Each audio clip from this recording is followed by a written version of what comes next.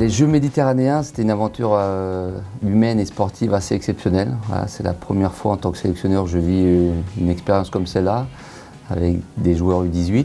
On est parti 14 jours à Oran, dans une ambiance assez folle. On a joué 2 matchs devant 40 000 personnes, contre l'Algérie et puis la finale contre l'Italie, avec des matchs tous les 2 jours. Un scénario assez incroyable jusqu'au bout, où les gamins ont beaucoup donné. C'était assez fabuleux l'issue, et ramener une médaille d'or sur le territoire français, c'est ce qui est le plus important pour un sélectionneur, et je tiens à féliciter les joueurs, le staff pour tout ce qu'ils ont fait durant ces 14 jours.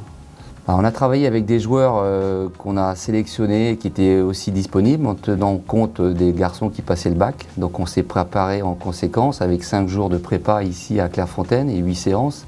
On les a lâchés pendant 2 jours pour préparer le grand oral du bac.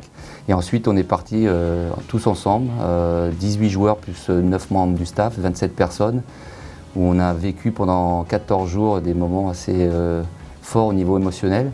Et des joueurs qui ont été courageux, vaillants, mais d'un bon niveau, qui ont montré une belle image du football français. C'était d'une ambiance assez folle, et c'est une expérience qui leur servira tous les jours et sur des moments forts comme ils peuvent en vivre dans une carrière de jeunes joueurs. Ouais, c'est une fierté parce que on savait qu'on partait à l'aventure dans des conditions qui n'étaient pas toujours évidentes.